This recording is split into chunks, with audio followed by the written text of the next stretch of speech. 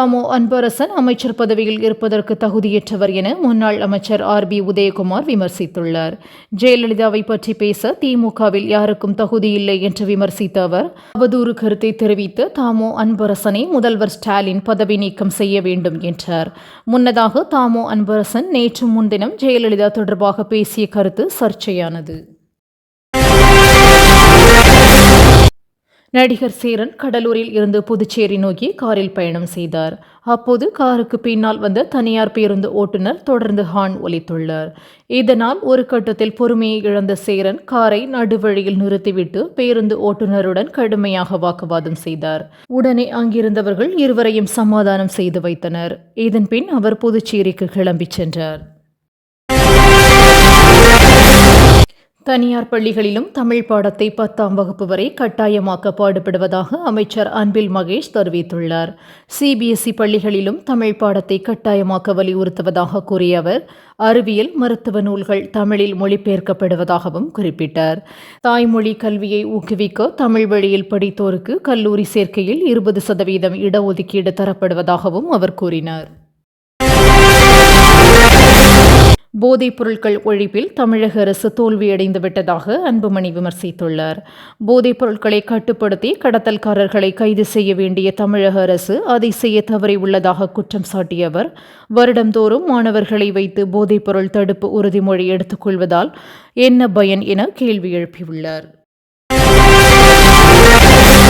திமுகவை ஆட்சியில் இருந்து அகற்ற வேண்டும் என்று தமிழக பாஜக 600 நாட்கள் திட்டத்தை தீட்டியிருக்கிறது. திருப்பூரில் நடைபெற்ற கட்சி கூட்டத்தில் தலைவர் அண்ணாமலை இத்திட்டத்தை அறிவித்தார். 2026 சட்டமன்ற தேர்தலுக்கு இன்னும் 600 நாட்கள் இருக்கும் நிலையில் இதற்காக செய்ய வேண்டிய பணிகள் குறித்து இக்கூட்டத்தில் ஆலோசனை செய்யப்பட்டது. இக்கூட்டத்தில் சரத்குமார், ராஜா உள்ளிட்டோர் கலந்து கொண்டனர். அண்ணாமலையை சண்டாள பயிலே என்று செல்லூர் ராஜு விமர்சித்தது சர்ச்சையாக மாறியிருக்கின்றது.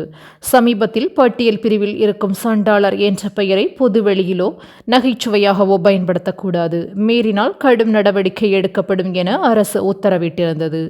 இதனால் அவரை கைது செய்ய வேண்டும் என நெட்டிசன்கள் வலியுறுத்தி வருகின்றனர். பெங்களூருவில் பிரேக் பிடிக்காத மாநகர வால்வோ பேருந்து பல வாகனங்களை இடித்து தள்ளிய வீடியோ பேருந்தில் உள்ள கேமராவில் பதிவாகியுள்ளது. ஹெப்பல் மேம்பாலத்தின் மீது சென்ற பேருந்தினை ஓட்டுநர் நிறுத்த முயற்சிக்கும் காட்சிகள் கேமராவில் தெளிவாக பதிவாகியுள்ளன. இருப்பினும் பிரேக் பிடிக்காத பேருந்து, இருசக்கர வாகனங்கள் மற்றும் கார்களை இடித்ததில் ஒருவர் காயங்களுடன் மருத்துவமனையில் அனுமதிக்கப்பட்டுள்ளார். இந்திய மல்யுத்த வீராங்கனை வினேஷ் போகத்துக்கு பாரத ரத்னா விருது வழங்க சமூக வலைதளங்களில் கோரிக்கை எழுந்துள்ளது. ஒலிம்பிக் போட்டியில் பங்கேற்ற வினேஷ் போகத் 100 கிராம் கூடுதல் எடை காரணமாக தகுதி நீக்கம் செய்யப்பட்டார். இதற்கு பின்னால் அரசியல் இருப்பதாக ஒரு தரப்பு குற்றம் சாட்டுகிறது. இந்நிலையில் அவருக்கு நாட்டின் உயரிய விருது வழங்க வேண்டுமென ட்விட்டரில் பலரும் ட்ரெண்ட் ஆக்கி வருகின்றனர். பெங்களூருவில் உள்ள தேசிய கிரிக்கெட் அகாடமியின் மைதான ஊழியர்களுடன் ராகுல் டிராவிட் கிரிக்கெட் விளையாடிய வீடியோ வைரலாகி வருகின்றது.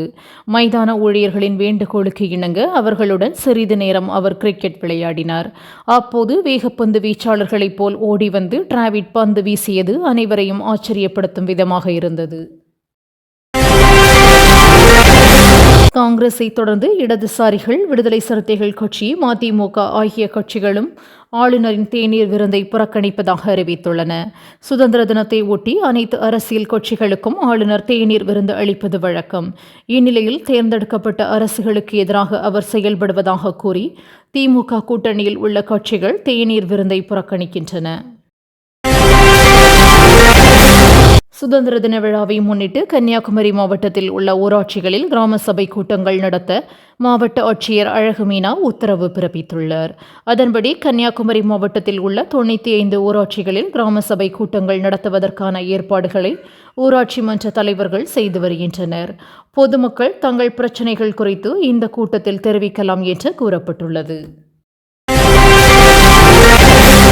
அமைச்சரவை கூட்டத்தில் ரூபாய் 44,125 கோடியில் 15 முதலீட்டு திட்டங்களுக்கு ஒப்புதல் வழங்கப்பட்டுள்ளது. வாகனம், பேட்டரி தயாரிப்பு, உணவு பதப்படுத்துதல் தொழில்களுக்கு ஒப்புதல் வழங்கப்பட்டுள்ளதால் 24,700 பேருக்கு வேலைவாய்ப்புகள் கிடைக்க உள்ளதாக அமைச்சர் தங்கம் தென்னரசு கூறினார். மேலும் நாட்டிலேயே முதன்முறையாக 18,000 படுக்கை வசதிகளுடன் தொழிலாளர்களுக்கு விடுதி வசதி செய்து தரப்படுவதாகவும் தெரிவித்தார். பாஜகவின் தலைமையை ஏற்க அதிமுக முன்வந்தால் கூட்டணியை பற்றி யோசிப்போம் என தமிழக பாஜக தலைவர் அண்ணாமலை தெரிவித்துள்ளார். திருப்பூரில் நடைபெற்ற நிர்வாகிகள் கூட்டத்தில் பேசிய அவர், பாஜக வாங்கும் இடத்தில் இல்லை என்றும் கொடுக்கும் இடத்தில் உள்ளதாகவும் தெரிவித்தார். 2026 சட்டப்பேரவைத் தேர்தலில் தமிழக பாஜக மிகப்பெரிய சக்தியாக உருவெடுக்கும் என்பதில் சந்தேகம் இல்லை என்றும் கூறினார். இந்தியாவுடன் மோதல் போக்கில் ஈடுபட்டு வந்த மாலத்தீவு தற்போது பணிந்துள்ளது. அதன் அடையாளமாக 28 தீவுகளை இந்தியாவிடம் அந்நாடு ஒப்படைத்துள்ளது. அத்தீவுகளில் குடிநீர் மற்றும் கழிவுநீர் திட்டங்களை இந்தியா மேற்கொள்ள உள்ளது. சீன ஆதரவாளரான முகமது மொய்சு அதிபரானது முதலே இந்தியாவிடம் மோதலை கடைபிடித்தார். தற்போது பொருளாதார நெருக்கடியில் சிக்கியுள்ள மாலத்தீவு இந்தியாவின் உதவியை மீண்டும் நாடியுள்ளது. எல்லை தாண்டி மீன்பிடித்ததாக தமிழக மீனவர்கள் 7 பேரை இலங்கை கடற்படை கைது செய்துள்ளது. தனுஷ்கோடி அருகே மன்னார் வளைகுடா கடலில் மீன்பிடித்துக் கொண்டிருந்த பாம்பனைச் சேர்ந்த மீனவர்கள் நாட்டுப்படகுகளுடன் சிறைபிடிக்கப்பட்டனர். தொடர்ந்து அவர்கள் இலங்கை காங்கேசன் துறைமுகம் அழைத்துச் செல்லப்பட்டனர். ஏற்கனவே 100க்கும் மேற்பட்ட தமிழக மீனவர்களும் அவர்களது படகுகளும் இலங்கை வசமுள்ளது குறிப்பிடத்தக்கது. பாரிஸ் ஒலிம்பிக் கிராமத்தில் இருந்து இந்திய மல்யுத்த வீராங்கனை வினேஷ் போகத் நேற்றிரவு தாயகம் புறப்பட்டுள்ளார். அவரது மேல்முறையீட்டு வழக்கில் சர்வதேச விளையாட்டு தீர்ப்பாயம் இன்று தீர்ப்பளிக்கிறது. இந்நிலையில் தீர்ப்புக்காக காத்திருக்காமல் புறப்பட்ட அவர் இன்று காலை டெல்லி வந்தடைந்தார். தற்போது அவர் நலமாக இருப்பதாகவும் யாருடனும் பேசாமல் இருப்பதாகவும் அவருக்கு நெருக்கமானவர்கள் கூறுகின்றனர்.